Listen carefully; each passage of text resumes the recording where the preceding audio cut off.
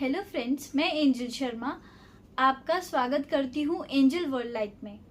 आज मैं आप सबको चाणक्य जी के बारे में, उनके जीवन के बारे में कुछ बातें बताने वाली हूँ। चाणक्य जी, जिन्हें आप सब जानते हैं, जो कि दिमाग से बहुत तेज थे। चाणक्य जी का पूरा नाम विष्णुगुप्त चाणक्य था।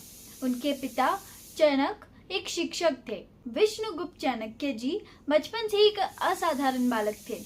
जन्म से ही उनके मुंह में पूरे दांत थे, जो कि राजा या सम्राट बनने की एक निशानी होती है। यह बात संभव नहीं हो सकती थी क्योंकि वह एक ब्राह्मण परिवार में पैदा हुए थे, इसलिए उनके सभी दांतों को निकलवा दिया गया और यह भविष्यवाणी की गई कि वह किसी और व्यक्ति को राजा या सम्राट बनवाएंगे और उन्हीं के माध्यम से शासन करेंगे। विष्णुगुप्त चाणक्य जी ने तक्षशिला विश्वविद्यालय से आर्य शास्त्र और राजनीति की शिक्षा ग्रहण करी थी। राजनीति के विद्यार्थी होने के कारण वे पहले से ही देशी व विदेशी राजनीति पर अपनी पैनी नजर रखे हुए थे।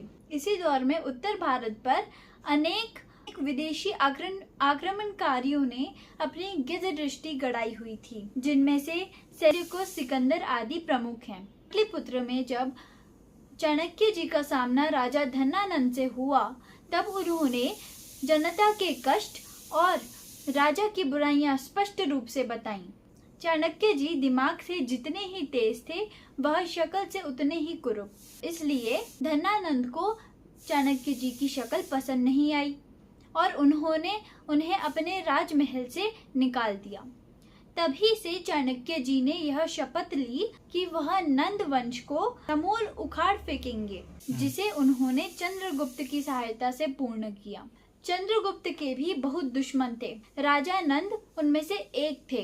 राजा नंद ने उन्हें कई बार विष देकर मारने की कोशिश करी। इसलिए चंद्रगुप्त की विष प्रतिरोधक क्षमता को बढ़ाने के लिए चाणक्य जी उन्हें रोज उनके भोजन में थोड़ा थोड़ा विष मिलाकर देने लगे।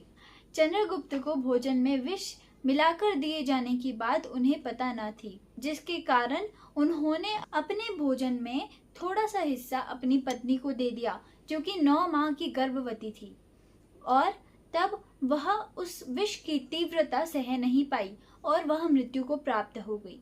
तब चाणक्य जी ने उनकी पत्नी का पेट चीरकर उस नवजात शिशु को बचा लिया, जो कि आगे चलकर एक बहुत महान राजा बने, जिनका नाम था बिंदुसार। उनके एक मंत्री भी थे, सुबंधु।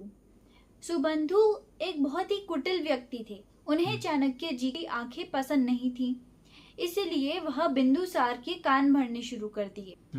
उन्होंने बिंदुसार को ये बताया चाणक्य जी उनकी माँ का हत्यारा है।